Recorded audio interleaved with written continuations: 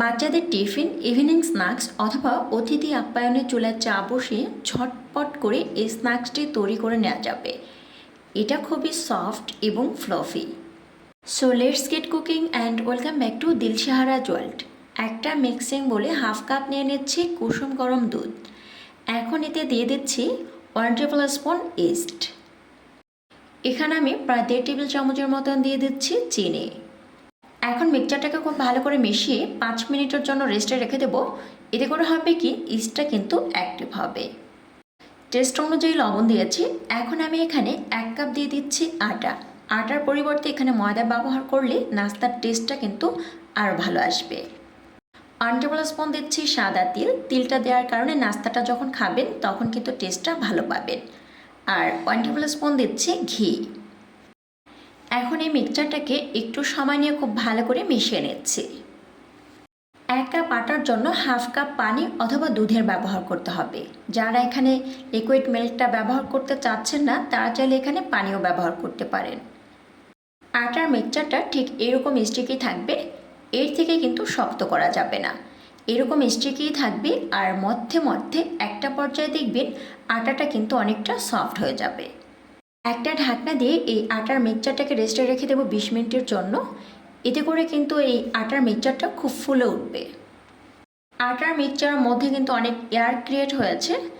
এখন এই হাত দিয়ে আলতো হাতে মধ্যে মধ্যে এই এয়ারগুলোকে বের করে নিতে হবে। একটা ব্রেড বোর্ডে আমি শুকনো আটা ছড়িয়ে নিয়েছি। এরপরে এই আটার মিক্সচারটা দিয়ে প্রায় 5 থেকে 7 মিনিটের জন্য কিন্তু এটাকে মথে নিতে হবে।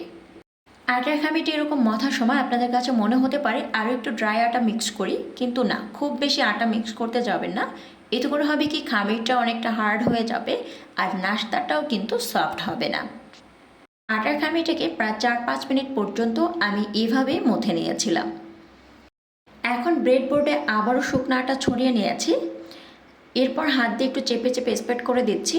এখন একটি রোলিং পিন দিয়ে এই আটার খামিটাকে একটা রুটির মতো করে নেব। এই নাস্তাটা খুবই সফট এবং ফ্লফি হয় আর খেতে ভীষণ ভালো লাগে। আটার খামিটাকে আমি রুটির মতো করে বেলে নিচ্ছি আর এর পুরুত্বটা ঠিক কীরকম হবে একটু দেখিয়ে দিচ্ছি। এখন আমি এরকম একটা কুকি কাটা নিয়েছি। অবশ্যই কাটারের গায়ে তেল অথবা ঘি স্প্রেড করে নেবেন। এতে করে হবে কি, কাটার দিয়ে যখন কাটবেন তখন কিন্তু আটার মিশ্রণ কাটারের গায়ে লেগে যাবে না। আমি এখানে কুকি কাটার ব্যবহার করছি। আপনার পছন্দ মতো যে কোনো ধরনের বয়াম, বোতল অথবা গ্লাস দিয়েও কিন্তু এই নাস্তার শেপটা দিয়ে নিতে পারবেন। নাস্তাটা যাতে বোর্ডের সাথে লেগে না যায়, এজন্য আমি কিছুটা ড্রাই ফ্লাওয়ার ব্যবহার করেছি। একটা প্যানে ভাজার জন্য পরিমাণ মতো তেল নিয়েছি। তেলটা কিন্তু খুব বেশি গরম করে নেওয়া যাবে না। আমি যেমনটা দেখালাম আঙ্গুল দিয়ে, ঠিক এইরকম গরম হবে। খুব বেশি গরম তেলে নাস্তাটা দেওয়ার সাথে সাথে কিন্তু নাস্তার ব্যাক সাইডটা পুড়ে যাওয়ার সম্ভাবনা থাকে। একটা জিনিস নিশ্চয় লক্ষ্য করেছেন, নাস্তাগুলো কিন্তু অনেক ফুলে উঠেছে। খুবই ইজি একটা নাস্তার রেসিপি। দেখে ফার্স্ট একটু ঝামেলার মনে হলেও এটা যখন আপনি 2-1 বার করবেন তখন এটা আপনার কাছে একদম পানির মতো মনে হবে। সো নাস্তাগুলোকে উল্টে পাল্টে এরকম ব্রাউন কালার না হওয়া পর্যন্ত খুব ভালো করে ভেজে নিচ্ছি। চুলার আঁচ কিন্তু অবশ্যই মিডিয়াম এবং লোয়ের মাঝামাঝি থাকবে। অলমোস্ট নাস্তাগুলোর কালার কিন্তু একদম চেঞ্জ। এখন এই নাস্তাগুলোকে তেল নিংড়ে তুলে নিচ্ছি। এই নাস্তাটা এভাবেই একবার তৈরি করে ফ্রিজের নর্মাল চেম্বার ছাড়া বাইরের নর্মাল তাপমাত্রায় কিন্তু ভালো থাকবে 1 সপ্তাহ পর্যন্ত। এই নাস্তাটা চা দিয়ে খেতে পারেন। আর বাচ্চাদের জন্য এই নাস্তার টেস্টটাকে আর একটু রিচ করার জন্য আমি এখানে হাফ কাপ দিয়ে দিচ্ছি চিনি আর প্রায় 3 টেবিল চামচের মতন দিচ্ছি গুঁড়া দুধ। চিনি এবং গুঁড়া দুধ দিয়ে এই নাস্তাগুলোকে খুব ভালো করে মিক্স করে নেব। এতে করে কিন্তু নাস্তাটা খেতে অনেক বেশি ভালো লাগে। আপনারা দেখছিলেন দিলশাহারাজ ওয়ার্ল্ড। এরকম সুন্দর, সহজ এবং সুস্বাদু রেসিপি পেতে অবশ্যই দিলশাহারাজ ওয়ার্ল্ডের সাথেই থাকবেন।